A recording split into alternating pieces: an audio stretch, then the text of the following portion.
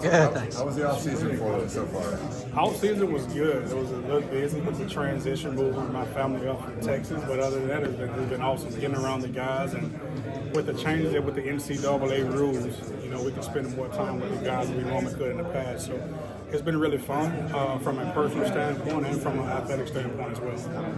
It was such a quick turnaround for you to get in and start spring camp. What was it like now that you've been able to kind of catch your breath? I don't know if I still caught my breath yet or not, but it has. It's slowed down some. But like I said, it's been exciting. It's been fun just to be around the offense, be around the staff. Obviously, seeing the guys back this summer has been a joy of mine. I think that my daughters back home are ready to kind of see me leave and go back to work. So whatever. But it's been really fun. When Coach Riley and the staff approached you, what kind of drew you to this place and got you excited about coaching here at SC? Yeah, I think it was two things. Number one, it was Coach Riley. Right? I had a chance to work with his brother Garrett at TCU, who is one of the best human beings God's ever created. And surely you think the same thing about Lincoln Riley as well. And that's true. And then obviously it's USC. Right? There's no better program in the country than USC. I grew up watching USC back in the heyday, and obviously to get a chance to move to LA. Never lived on the West Coast before, so that's exciting, and just to know about the history and the tradition of this place and all the great players and coaches that have been here, and obviously this tremendous fan base were all part of the reasons why I decided to come to LA. And when you look at this group with Woody and Amarian and Quentin, do you see them more as complementary or different skill sets that can do different things in certain schemes and packages? So what's unique about this room is that they're similar, but they're so uniquely different as well.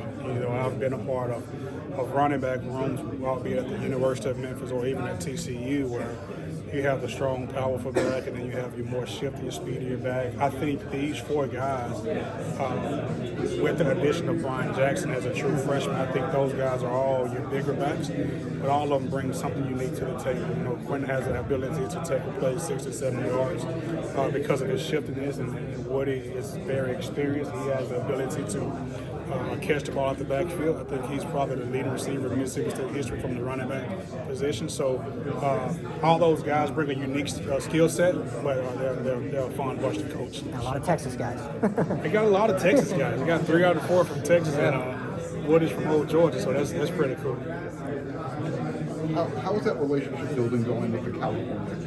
I know you can talk about names specifically. Yeah, it's going really good. Like I think this state has a tremendous high school football recruiting base.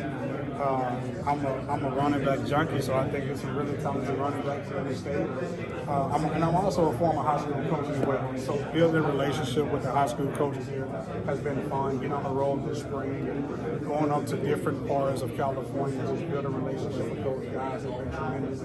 Had a chance to work some camps this summer and see some guys work, and had a chance to catch a couple of spring workouts, which was fun. So I think California is a homegrown talent for a recipe of a good football program. So what's the biggest difference making that jump from high school to college?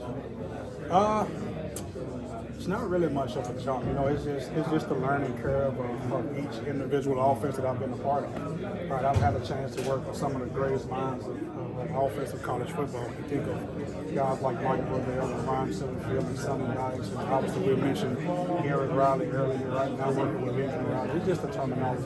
But the reason why I coach, and I think the reason why people get into this business is to help the young men out. So that was still the forefront of it. Whether I was a high school coach or now coaching collegiate football, my number one goal is to help young men grow from point A to point B. I think that's been a smooth transition. Is there going to be any more extra motivation to prove you guys belong in the new conference?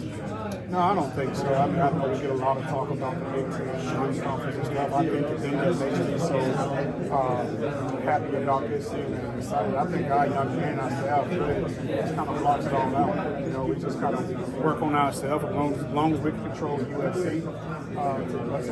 That's what it matters. Our thought process and our mindset is just to get 1% better every day. Just to focus on the things that we can focus on, control the things that we can control, and I think the rest will take next step. Can you compare Woody Marks to anybody, like running backs you've coached or seen? Yeah, I coached some really good ones, and I've had the opportunity to work with guys like Darrell Henderson and Kendra Miller and Amari DeMarcado, who's from LA, who's now with the Arizona Cardinals. He's kind of a mixture of everybody a little bit, you know. So he has the smoothness and the grace that Darrell had back at the University of Memphis, but he also has the shiftiness ability that Tony Pollard had at the University of Memphis. But he has a vision like Kendra Miller at TCU, and he has a work ethic like Amari DeMarcado. So I think Woody is the total package. You know, he can kind of do it all, whether it's carrying the ball, whether it's protecting the passer, whether it's receiving the ball. You'll kind of see him evolve in the special team game as well. So he's unique. He's a lot different than what I've coached in the past. Have you set any room goals when you coach specifically for the running backs? My number one rule is just to have both individual growth and group growth. And you can measure it in a lot of different ways. You know, we use a grading system for those guys every day. It's probably being a high school teacher, I still kind of grade them guys daily. But just how can we improve from day 1 to day 2? How can we improve from day 2 to day 3? Obviously, when you talk about the tangible things like taking care of the football is obviously a huge goal for us. Keeping the quarterback upright, pass protection, no mental assignments, no breaks. And then how can we just do a great job of just active recovery?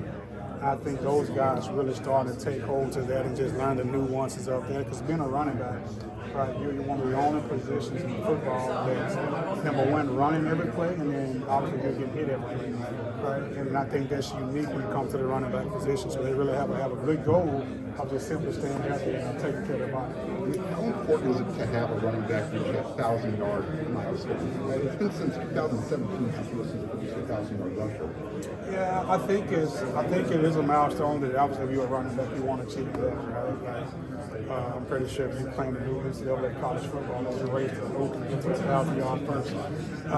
But I don't think that's the end all be all. I think as long as the team is having success, my guys don't really care about reaching a 1,000-yard milestone. We just want to win. You know, we want to do our part to help us win. Now, in the process, I do think we can get to that milestone. When you look at the offensive mindset of Coach Riley and what Coach Henson does on the offensive line, Coach Hanson does with tight ends, and Luke and then with the receivers, I think it's a collective effort of getting that milestone for sure. Are you testing the other running backs at NCAA? Are you showing them the ropes? You know what? Did you play it in the previous iteration? So yes, back when I was in school, I played it. I was at Chattanooga, and back then they did have the FCS programs on it, right? And I think my rating was like a 69, but I was like an 83 speed, so I was pretty cool. But we was terrible as an overall program.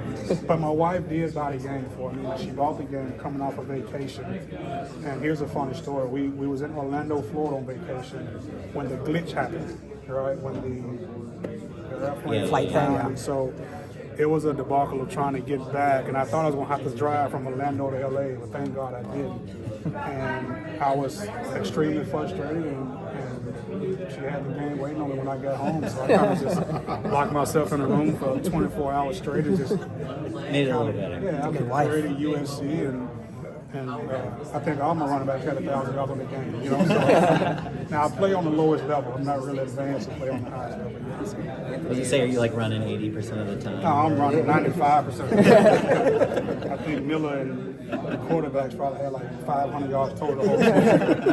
Sorry, Zach. When you guys have your position group meetings and you put stuff up on the field, what's the first thing you want to point out? Is it pass blocking? Is it what assignment are you? Yeah, so I like teaching it from the ground up. Right? I like them to be in the right alignment first. Right? So the play can't get off if you're not in the correct spot. So I like guys to be in the right position first, and then we talk about the footwork aspect of it, and then we carry out our assignment. Now, obviously, we have run plays, run plays, pass plays, but then you want to just work the technique of it, right? So what I like to show them something on paper, whether it be digital or on laptops or physical paper, then I show a clip of it. Then I show a clip of our practice, then I show a clip of somebody else doing it. I may use the NFL clip. So I try to use a variety of ways to capture their attention and make it interactive with them. And just as much as I'm up talking, I want those guys to be talking as well. You know, I want those guys to have a dialogue and not just like a classroom setting. Anthony, you've talked about it a little bit in the past, but working with Garrett, for a couple of years there, what was just the interest in working with Lincoln, seeing how their offensive systems compare and the overlap there? Yeah, well, I mean, if you mention the name Lincoln Riley, right, you think of one of the greatest play callers in all of college football, probably one in the history of college football, right? I mean, you talk about a man who coached 3 Heisman winners, three #1 draft picks, and had a countless numbers of All-Americans, and his offense ranks always at the top of the NCAA leaderboards, right? But all of that was fine, but I think the thing that really drew me to Lincoln was his brother Garrett, and just how great of a person that each of them are. They're just genuine people, very humble people. Right? He doesn't carry himself like Lincoln around like people know him.